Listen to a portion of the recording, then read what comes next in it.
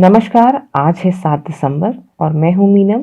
चलिए शुरुआत करते हैं हमारे आज के सेशन की। हमारा पहला क्वेश्चन है, Nitin Gadkari virtually inaugurated and laid the foundation stones of how many national highways projects in Nagaland. Nitin Gadkari ने नागालैंड में कितने राष्ट्रीय राजमार्ग परियोजनाओं का उद्घाटन और शिलान्यास किया है? हमारे जो ऑप्शंस हैं 10 है, 12 है, 15 है और नन ऑफ द अबव है। इस क्वेश्चन की अगर हम बात करें तो आप जानते ही हैं जो नितिन गडकरी हैं वो हमारे यूनियन मिनिस्टर ऑफ रोड और हाईवे हैं, रोड ट्रांसपोर्ट और हाईवे हैं। ठीक है, इसके अलावा ये इनॉग्रेशन इन्होंने नागालैंड में किया है।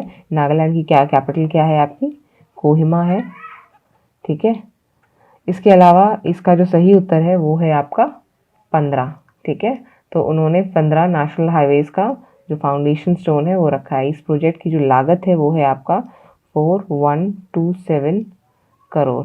ठीक है, अच्छा इसके तहत ना क्या होगा, जो कोहिमा माओ जो रोड है जिसका इन्होंने फाउंडेशन स्टोन रखा है, ये एक सिग्निफिकेंट पार्ट बनाती है किसका? एशियन हाईवे का, जिसे हम AH1 भी कहते हैं। ठीक है, जो कि किसको कनेक्ट करता है? म्यांमार को। ठीक है, तो ये एक अच्छी चीज़ है। AH1 हाईवे म्यांमार को कनेक्ट करता है, तो इसका जो फाउंडेशन स्टोन है ये हेल्प करेगा म्यांमार से कनेक्शन में, ट्रेड में हेल्प करेगा। नागालैंड की जो गवर्नमेंट है इसका अगर हम बात बताएं तो एक्स ग्रेशिया स्कीम है आपकी। ठीक है, एक्स ग्रेशिया स्कीम है किसकी? नागालैंड की, for student studying outside Nagaland belonging to any recognised scheduled tribe और इंडिजिनियस इनहैबिटेंट। जो SC को बिलोंग करते हैं स्टूडेंट्स या जो नागालैंड से बाहर रहते हैं स्टूडेंट्स, उनके लिए स्कीम स्टार्ट की गई है, एक्स ग्रेशिया स्कीम। ठीक है,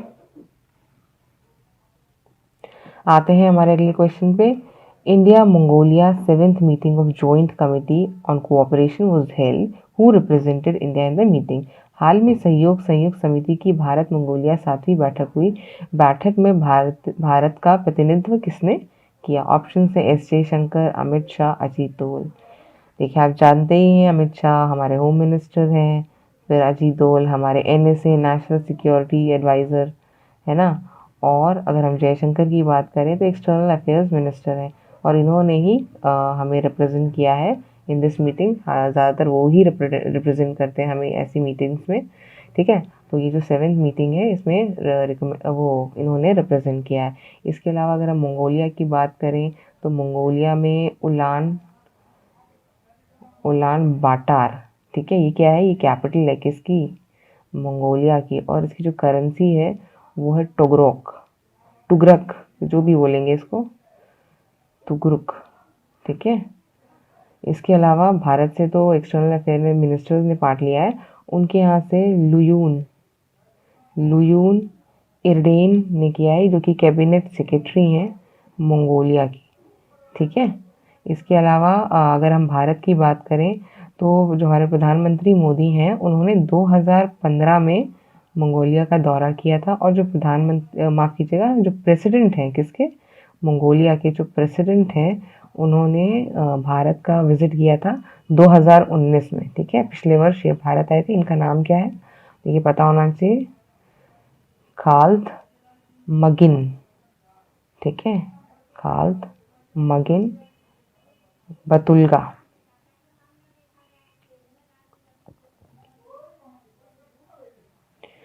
ठीक है, तो ये पिछले वर्ष भारत आए थे, और जो भारत के प्रधानमंत्री नरेंद्र मोदी हैं वो 2015 में मंगोलिया के दौरे पे गए थे। आते हैं हमारे अगले क्वेश्चन पे। हमारा अगला क्वेश्चन है, who among the following has been named as the president of the Federation of Indian Chambers of Commerce and Industry which is FICCI for the year 2021।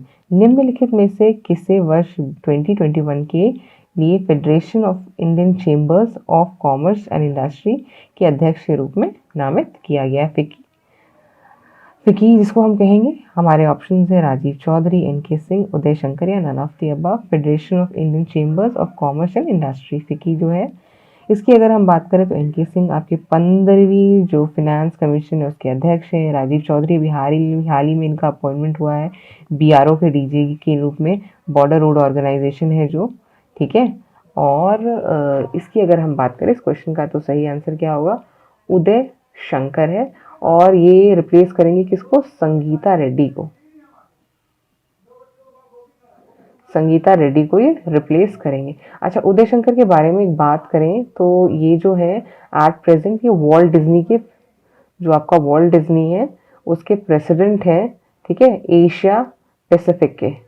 Walt Disney के प्रेसिडेंट है Asia Pacific के, और chairman है किसके? Star India और Walt Disney company India के, ठीक है। इसके अलावा इन्हें अपॉइंट किया गया था 2017 में 21st सेंचुरी फॉक्स जो है आपका, उसके अध्यक्ष के रूप में या प्रेसिडेंट के रूप में इन्हें अपॉइंट किया गया था 2017 में। याद रखिएगा ये चीज़, ठीक है। तो काफ़ी इम्पोर्टेंट पोस्ट ये होल्ड कर चुके हैं अपने पास्ट में, तो इन्हें एज अ फिकी का चेयरमैन नियुक्त किया गया है। चेयरमैन या प्रेसिडेंट आप कह सकते हैं जिसे। आगे अगर हम बढ़े, under the MOU sign between Bhaskaracharya national institute of space application and Prasar Bharati, how many DTH education channels will be available on DD co-branded channels to all DD fresh dish viewers. AMU के तहत Bhaskaracharya national institute of space application और प्रसार भारती के बीच हस्ताक्षरित सभी DTH fresh dish दर्शकों को कितने DTH शिक्षा चैनल DD सह ब्रांडेड चैनल के रूप में उपलब्ध होंगे? ऑप्शन है 10, 15, 20 या नन ऑफ द अबव। इसकी अगर हम बात करें तो इसका जो सही उत्तर है वो है आपका बी ऑप्शन, विच इज़ 15। देखिए, प्रसार भारती आपका इसमें है, Prasar Bharati Bhaskaracharya national institute of space application और एक तीसरा जियो इन्फॉर्मेटिक्स, ठीक है, इनके बीच में ये करार हुआ है। एक तो आपका हमने बात कर ली भास्कराचार्य इंस्टीट्यूट की, और दूसरा आपका हमने क्या बोला स्पेस जो कि आपका प्रसार भारती, और तीसरा आपका है जियो इन्फॉर्मेटिक्स, जिन्होंने ये आपका मेमोरेंडम ऑफ अंडरस्टैंडिंग साइन किया है। इसके तहत इन्हें 51 जो DTH एजुकेशन चैनल जो हैं आपके वो अवेलेबल कराए जाएंगे, ठीक है। सारे फ्रेश डिश व्यूअर्स हैं, जो आपके व्यूअर्स हैं जो कि DD देखते हैं, उनको 51 DTH channels education channels provide कराए जाएंगे, ठीक है। देखिए, इस तरह की चीज़ें थोड़ा सा आपको देखना पड़ता है। इसके अलावा एक स्कीम है आपकी इसी से रिलेटेड, स्वयं, ठीक है, पूछा जा सकता है इसका फुल फॉर्म आपसे, स्वयं, जिसका कि फुल फॉर्म क्या है? Study web of active learning for youth aspiring minds, ठीक है, फॉर यूथ एस्पायरिंग माइंड्स। ये लॉन्च हुई थी कौन से ईयर में? ये लॉन्च हुई थी 2017 में लॉन्च हुई थी, ठीक है। और इसे किसने लॉन्च किया था? HRD मिनिस्ट्री, जिसे कि अब हम क्या कहते हैं? हम एजुकेशन मिनिस्ट्री ऑफ एजुकेशन भी कहते हैं, ठीक है, मिनिस्ट्री ऑफ एजुकेशन भी कहते हैं। इसके अलावा आपका एक स्कीम और है, एक तो स्वयं होगी, दूसरा है स्वयं प्रभा। स्वयं प्रभा की है, और ये भी HRD मिनिस्ट्री में द्वारा इसे लॉन्च किया गया था, जिसे मिनिस्ट्री ऑफ एजुकेशन अब कहते हैं। और ये 32 high quality education channels provide कराती है, ठीक है। इसके अलावा एक स्कीम और है इसी से रिलेटेड, वो है आपकी डिजिशाला, ठीक है, डिजिशाला। अब इसका क्या काम है? इसके तहत आपका स्टेप्स, जो आपके सिटीजन्स हैं उनको ये इन्फॉर्म करती है स्टेप बाय स्टेप डेमो वगैरह प्रोवाइड करके कि किस तरह से आप जो डिजिटल प्लेटफॉर्म्स हैं, जिसमें आपका UPI है या वॉलेट्स हैं या आपका आधार इनेबल्ड जो आपके पेमेंट्स हैं या जो कार्ड से पेमेंट होता है, इनका किस तरह से आप प्रयोग कर सकते हैं, ठीक है। और ये हिंदी और अंग्रेजी दोनों ही भाषाओं में अवेलेबल है। तो 3 आपको मैंने बताया, एक स्वयं प्रभा और तीसरा आपका डिजिशाला। आते हैं हमारे अगले क्वेश्चन पे। हमारा अगला क्वेश्चन कहता है, which country has recorded the world's first foul death और death legally certified to have been caused by air pollution. वायु प्रदूषण से किस देश ने दुनिया की पहली प्रदूषित वायु मृत्यु को कानूनी रूप से प्रमाणित किया है? इसकी अगर हम बात करें तो ऑप्शन है USA, UK, China and none of the above. इसका जो सही उत्तर है यूके में आपके बोरिस जॉनसन है, ठीक है, जिन्हें अभी भारत में रिपब्लिक डे के लिए चीफ गेस्ट के रूप में इनवाइट किया गया है, ठीक है। इसके अलावा WHO ने कहा है, ये WHO का आंकड़ा है कि जो एयर पॉल्यूशन है वो 4.2 million death per year cause करता है, ठीक है, 4.2 million death per year cause करता है। इसके अलावा अगर हम विश्व की जो 30 पॉल्यूटेड सिटीज़ हैं उनमें से 21 जो है वो भारत में है, ठीक है। और अभी आपका जो यूएस का एयर क्वालिटी इंडेक्स है उसमें भारत से जो न्यू दिल्ली है उसने दूसरा स्थान उसको मिला था, ठीक है। और जो पहला स्थान मिला था वो किसको मिला था, लाहौर को मिला था। और जो तीसरा स्थान मिला था वो किसको मिला था, काठमांडू को मिला था, जो कि नेपाल में। तो लाहौर पहले नंबर पे था, दिल्ली दूसरे नंबर पे था और काठमांडू आपका तीसरे नंबर पे था। अच्छा, इसी सब की बात करें तो हमारा जो 2019 में भारत ने एयर पॉल्यूशन के चलते हुए नेशनल क्लीन एयर प्रोग्राम, ठीक है, ये 2019 में हमारी भारतीय सरकार ने इसे लॉन्च किया है। इसके अलावा भारत में जो पॉल्यूशन है, ऐसे तो हम कहते हैं किसानों की वजह से पॉल्यूशन होता है दिल्ली में जो पराली जलाते हैं, पर आपकी जानकारी के लिए बता दूं जो 51% पॉल्यूशन होता है वो इंडस्ट्री से आता है, 27% जो होता है वो व्हीकल से आता है, ठीक है। और आपका जो 17% होता है वो आपका जो फायरवर्क्स होता है उससे आता है, ठीक है। और माफ कीजिएगा, 17% आपके जो किसान जलाते हैं, जो फसल जलाते हैं, क्रॉप बर्निंग से आता है, ठीक है। और 5% फायरवर्क्स से आता है। तो जो सरकार चिल्लाती रहती है कि किसान पराली जला रहे हैं या ये वो पॉल्यूशन कॉज करता है, जी हाँ बिल्कुल कॉज करता है, बट ये जो 51% है इससे भी उन्हें ध्यान देना पड़ेगा। आते हैं हमारे अगले क्वेश्चन पे। हमारा अगला क्वेश्चन कहता है India recently signed the MOU with which country on intellectual property cooperation. Bharat ने हाल ही में बौद्धिक संपदा सहयोग पर किस देश के साथ समझौता ज्ञापन पर हस्ताक्षर किए हैं। हमारे ऑप्शन है USA, UK, फ्रांस या फिर नन ऑफ द अबव। इसकी अगर हम बात करें तो ये जो आपका इंटेलेक्चुअल प्रॉपर्टी कोऑपरेशन की बात हुई है किसके साथ हुई है, USA के साथ हुई है आपकी, ठीक है। और ये जो एग्रीमेंट है ये साइन किया गया है भारत से DPIIT द्वारा। और यूएस का जो पेटेंट और आपका ट्रेडमार्क ऑफिस है जिसे हम USPTO, पेटेंट ट्रेडमार्क ऑफिस जो है किसका, यूएसए का, इन दोनों के बीच में ये आपका समझौता साइन हुआ। देखिए ये दोनों इम्पॉर्टेंट ऑर्गेनाइजेशंस, इनका नाम आपको पता होना चाहिए, ठीक है। समटाइम्स जिस तरह के क्वेश्चंस पूछे जाते हैं सिर्फ ये नहीं पूछेंगे कि किसके साथ MOU साइन हुआ है, ठीक है, किन ऑफिस के बीच में MOU साइन हुआ है, इस तरह की बात भी हो सकती है। अच्छा, ये तो अभी आपका साइन हुआ है USA के साथ। इससे पहले भी एक MOU साइन हो चुका है इंटेलेक्चुअल प्रॉपर्टी राइट्स के लिए, और वो किसके साथ साइन हुआ था, आपका डेनमार्क के साथ। तो ये 2 कंट्रीज है जिनके साथ अभी आपका ये साइन किया है। आगे बढ़ते हैं। हमारा अगला क्वेश्चन कहता है the 6th Indian CLMV business conclave 2020 was recently held, which country does not belong to this group. छठा भारतीय CLMV बिजनेस कॉन्क्लेव 2020 हाल ही में आयोजित किया गया था, कौन सा देश इस समूह से संबंधित नहीं है, कंबोडिया, लाओस, म्यांमार या फिर नन ऑफ द अबव। देखिए इसकी अगर हम बात करें तो CMLV नाम से ही आप समझ जाएंगे थोड़ा सा, तो कंबोडिया इसका मेंबर है, फिर लाओस इसका मेंबर है, फिर म्यांमार इसका नंबर है, ठीक है। तो इसका जो सही ऑप्शन होगा वो नन ऑफ द अबव होगा। तो ये 3 तो हो गया, और जो चौथा है V इज वियतनाम। अब आप जानते होंगे वियतनाम हनोई में अभी आपकी जो 37th एशियन समिट है वो हुई थी, ठीक है। हनोई में जुआन फुक है यहाँ पे, ठीक है।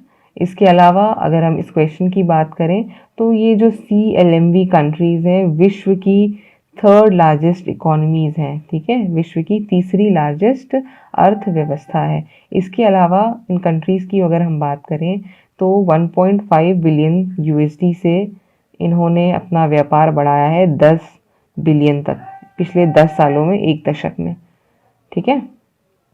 इसके अलावा अगर हम इसकी बात करें तो इसका जो कह लीजिए इसका जो थीम है वो था आपका building bridges for constructive development yesterday.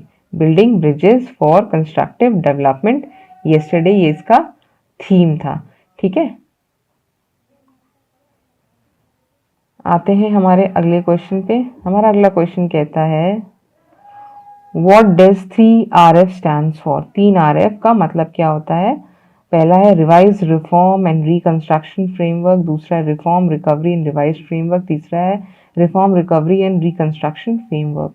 इसका जो सही उत्तर है वो आपका पहला ऑप्शन है, reform recovery and reconstruction framework. अब ये है क्या चीज़, देखिए इसे लॉन्च किया गया था यूनाइटेड नेशन द्वारा टू रीवाइटलाइज, मतलब दोबारा पुनर्निर्माण के लिए, किसके, बेरूट। अगर आपको याद आ रहा होगा तो 4 अगस्त 2020 को यहाँ पे एक डेडली ब्लास्ट हुआ था, ठीक है, जिसके तहत जो आपके काफ़ी लोगों की हत्या हुई, मतलब वो मर गए थे बिकॉज एक ब्लास्ट हुआ था कोविड पेंडेमिक के दौरान।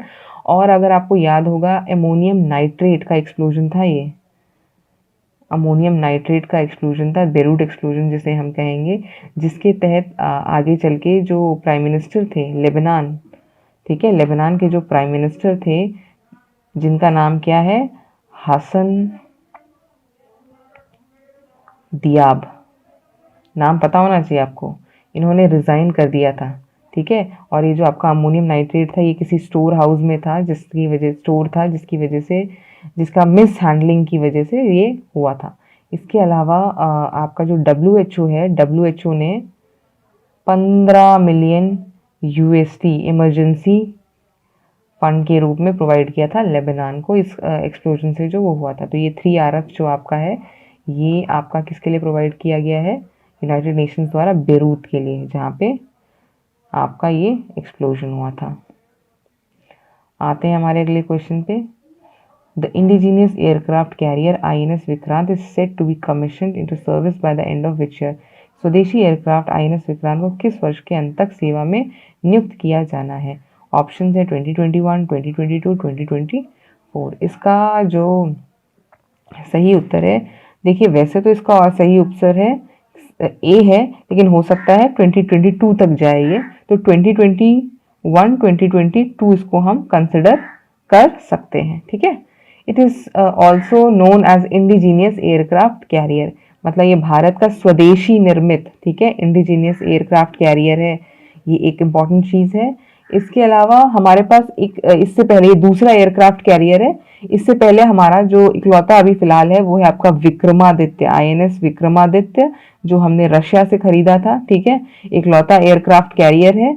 और इसके अलावा अभी हम बात कर रहे हैं INS विशाल की, ठीक है, ये हालांकि अभी प्रपोजल पास ठीक से नहीं हुआ है, ये भी हमारा इंडिजिनियस एयरक्राफ्ट कैरियर होगा। इसके अलावा अगर हम बात करें तो आपका ये जो INS विक्रांत है, इसकी जो एस्केलेटेड कॉस्ट थी उसको लेके थोड़ा बात भी चल रही है, 3.5 बिलियन थी 2014 के दौरान, ठीक है, 2014 के दौरान। और 2019 में ये कितनी हो गई, 420 मिलियन USD, ठीक है। तो ये भी एक है आपका इसमें पॉइंट जो आपको पता होना चाहिए। आगे अगर हम चलें और बात करें अगले क्वेश्चन की, तो हमारा अगला क्वेश्चन है, the Varanasi Annapurna idol is being brought back to India after century from which country. Varanasi Annapurna की मूर्ति को किस देश से एक शताब्दी के बाद भारत वापस लाया जा रहा है? UK, कनाडा, फ्रांस या फिर नन ऑफ द अबव। इसकी अगर हम बात करें तो उसका सही उत्तर है UK है आपका। समय समय पर इस तरह की जो हमारे नेशनल आर्टिफैक्ट्स हैं उन्हें वापस लेके आया गया है। और आपका ये जो क्वेश्चन, माफ कीजिए, ये वाला आर्टिफैक्ट नहीं, इसका जो सही आंसर है वो आपका बी ऑप्शन है, विच इज़ कनाडा, ठीक है, जो कि ये वाराणसी टेम्पल से इसे चुराया गया था 1 सेंचुरी में, 18वीं शताब्दी में। इसमें ये बनारस स्टाइल में बनी है, बनारस स्टाइल ऑफ जो आर्किटेक्चर है, ठीक है, बनारस स्टाइल ऑफ आर्किटेक्चर पे ये इसको बनाया गया है। ये गॉड अन्नपूर्णा आप जानते हैं जो गॉडेस ऑफ फूड होती हैं, ये अन्न की देवी अन्नपूर्णा होती हैं, और इनके हाथ में एक खीर का वो है, और स्पून है हाथ में, एक कटोरा है खीर का, बोल ऑफ खीर है, और स्पून है हाथ में इनके, ठीक है। और ये देवी हैं वाराणसी की, वाराणसी में इनका इम्पोर्टेंस है। और ये जो मूर्ति है वो ASI के अंतर्गत आएगी, ASI Archaeological Survey of India, ठीक है। आते हैं हमारे अगले क्वेश्चन पे। The cyclone Burevi hits the Karaikal coast of Tamil Nadu 7 days after cyclone Nivar, which country named it Burevi. चक्रवात बुरेवी चक्रवात निवार के 7 दिन के बाद तमिलनाडु के करिकाल तट पर टकराया। किस देश ने इसे बुरेवी नाम दिया है?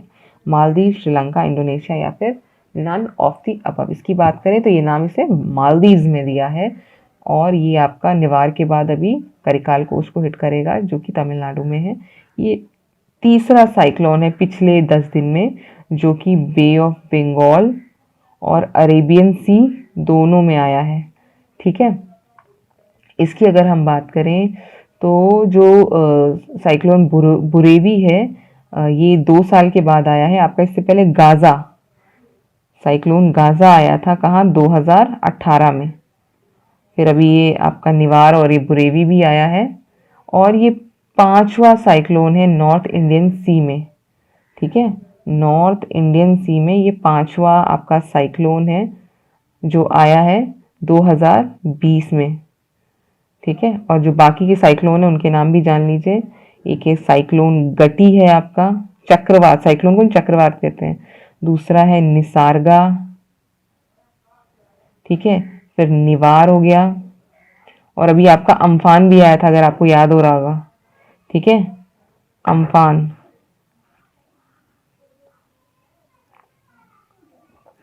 आपका अम्फान भी आया था।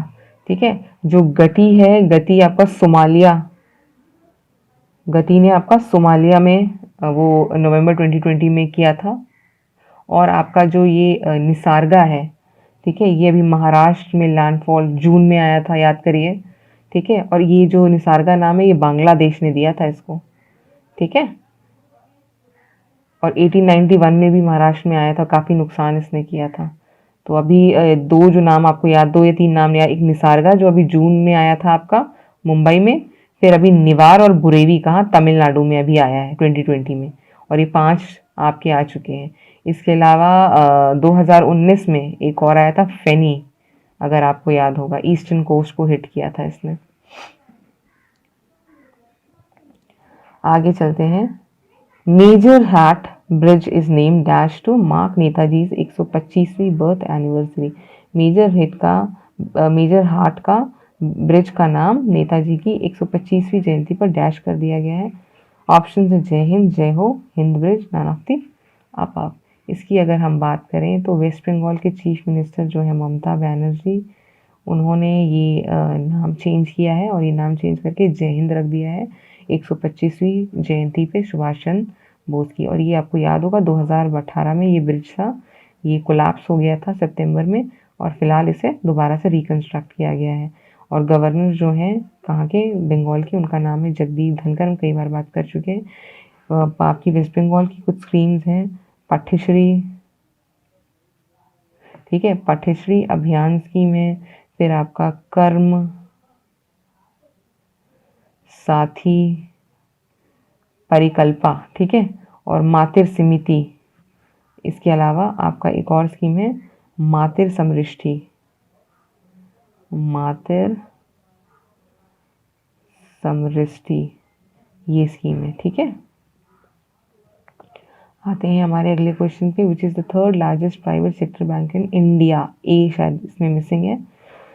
भारत में निजी क्षेत्र का तीसरा सबसे बड़ा बैंक कौन सा है? आईसीआईसीआई बैंक, एचडीएफसी बैंक या फिर एक्सिस बैंक? इसकी अगर बात करें तो इसका सही उत्तर है आपका एक्सिस बैंक। देखिए एक्सिस बैंक ने अभी हाल ही में आपका एक्सिस बैंक रूपी बिजनेस क्रेडिट कार्ड लॉन्च किया है। किसके लिए? एमएसएमईज के लिए, मीडियम और स्मॉल जो इंडस्ट्रीज होती हैं उनके, एमएसएमई बैंक लिमिटेड। ठीक है, और ये आपका ये जो एक्सिस बैंक है ये पार्टनर कर रहा है किसके साथ? रुपी फी और वीज़ा के साथ ये आपका ये पार्टनर करके ये आपका क्या उसने लॉन्च किया है? एक्सिस रुपी बिजनेस का क्रेडिट कार्ड। इसके अलावा अगर हम बात करें किसकी? एक्सिस बैंक की। एक्सिस बैंक का हेडक्वार्टर आपका मुंबई महाराष्ट्र में सिचुएटेड है। इसके जो सीईओ हैं उनका नाम है अमिताभ चौधरी। ठीक है, और आपका जो इसकी टैगलाइन है वो है आपका बढ़ती का नाम जिंदगी। ठीक है, और रुपी फी, और आपके माफ़ कीजिएगा, बढ़ती का नाम जिंदगी। आपका जो रुपी फी के जो को फाउंडर हैं उनका नाम है अनुभव जैन। ठीक है, और इसका हेडक्वार्टर बेंगलुरु में है, किसका, रूपीफी का। आते हैं हमारे अगले क्वेश्चन पे। हमारा अगला क्वेश्चन कहता है Venkaiah Naidu virtually releases postage stamp in honour of which prime minister. Venkaiah Naidu ने किस पीएम के सम्मान में डाक टिकट जारी किया है? आई के गुजराल, अटल बिहारी वाजपेयी, नरसिम्हा राव या फिर नन ऑफ द अबव। इसकी अगर हम बात करें तो ये पोस्टल स्टैम्प ऑर्डर किया है लेट प्राइम मिनिस्टर और जो फ्रीडम फाइटर है उनका नाम है आई के गुजराल। ये हमारे 12वें प्रधानमंत्री थे और इन्होंने 97 अप्रैल 97 से मार्च 98 तक इन्होंने कार्यभार संभाला था। किसने? आई के गुजराल। पाकिस्तान में 1919 में इनका जन्म हुआ था और ये एक्सटर्नल अफेयर्स मिनिस्टर भी रह चुके हैं। ठीक है, इन्होंने एक सेट ऑफ 5 प्रिंसिपल्स लॉन्च किया था जिसको हम कहते हैं गुजराल डॉक्ट्राइन। ठीक है, गुजराल डॉक्ट्राइन भी कहते हैं। To conduct foreign relations with India's immediate neighbours. जो इंडिया के नेबर्स हैं, इंडिया के जो पड़ोसी देश हैं, उनके साथ रिलेशंस के लिए गुजराल डॉक्ट्राइन दिया था। देखिए ये क्वेश्चन पूछ सकते हैं। इनका डेथ जो है 2022 में हुई थी। ठीक है, तो ये था हमारा आज का सेशन। मिलते हैं हमारे अगले सेशन में और तब तक के लिए धन्यवाद।